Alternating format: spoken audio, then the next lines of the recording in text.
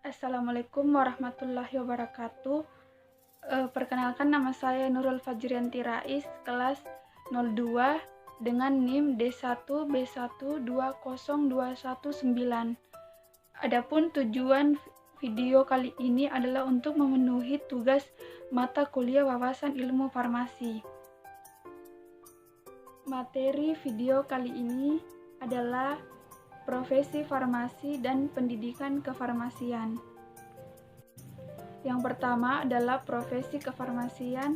Profesi kefarmasian adalah profesi yang berhubungan dengan seni dan ilmu dalam penyediaan dan pengolahan bahan sumber alam serta bahan sintesis yang cocok dan menyenangkan untuk didistribusikan serta digunakan dalam pengobatan dan pencegahan penyakit.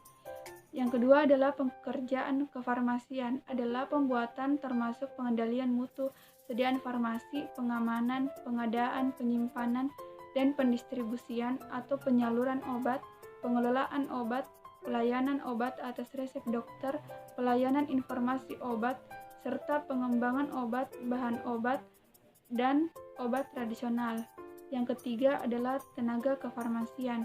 Tenaga kefarmasian adalah tenaga yang melakukan pekerjaan kefarmasian yang terdiri atas apoteker dan tenaga teknis kefarmasian. Selanjutnya adalah pelayanan kefarmasian. Menurut Pemerintah Kesehatan Republik Indonesia Nomor 35 Tahun 2014, yang pertama adalah tolak ukur yang dipergunakan sebagai pedoman bagi tenaga kefarmasian yang terdiri dari apoteker, sarjana farmasi, ahli media farmasi, analisi farmasi, dan tenaga menengah farmasi atau asisten apoteker dalam menyelenggarakan pelayanan kefarmasian. Yang kedua adalah pelayanan kefarmasian adalah suatu pelayanan langsung dan bertanggung jawab kepada pasien yang berkaitan dengan sediaan farmasi dengan maksud mencapai hasil yang pasti untuk meningkatkan mutu kehidupan pasien. Selanjutnya adalah tujuan pengaturan pekerjaan kefarmasian.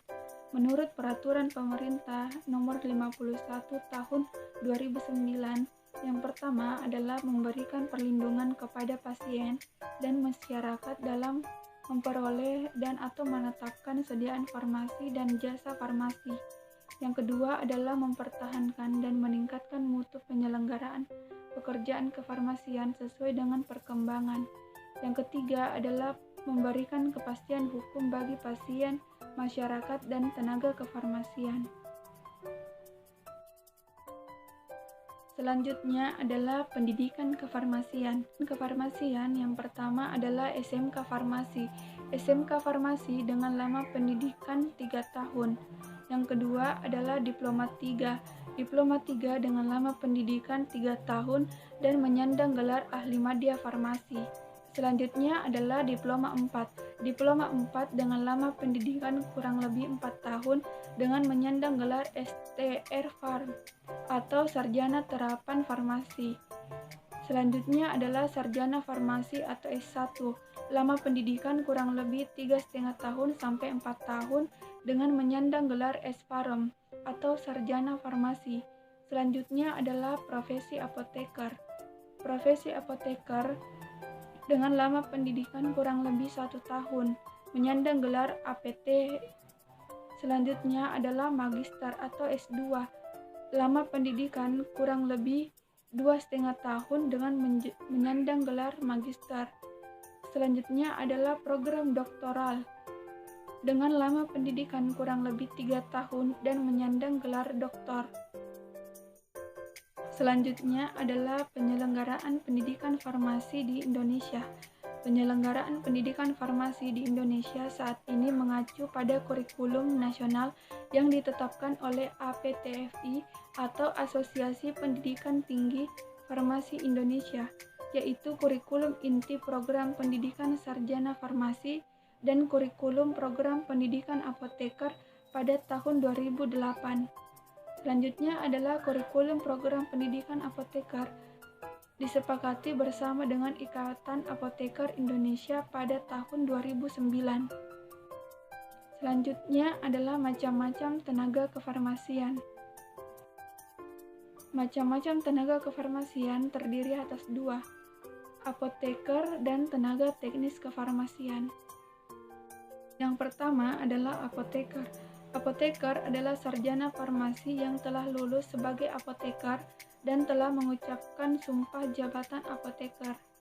Yang kedua adalah apoteker yang telah memiliki STRA atau STRA khusus, harus melaksanakan pekerjaan kefarmasian sesuai dengan pendidikan dan kompetensi yang dimiliki. Yang ketiga adalah pelayanan kefarmasian di apotik, puskesmas, atau instalasi farmasi hanya dapat dilakukan oleh apoteker. Yang keempat adalah apoteker yang menjalankan pekerjaan kefarmasian harus memiliki sertifikat kompetensi profesi. Selanjutnya adalah tenaga teknis kefarmasian.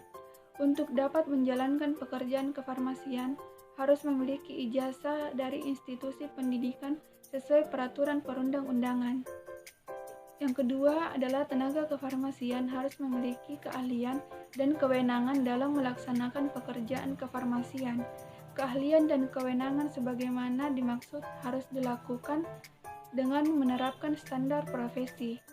Selanjutnya adalah tenaga teknis kefarmasian, terdiri dari sarjana farmasi, ahli madya farmasi, analisi farmasi, dan tenaga menengah farmasi atau asisten apoteker.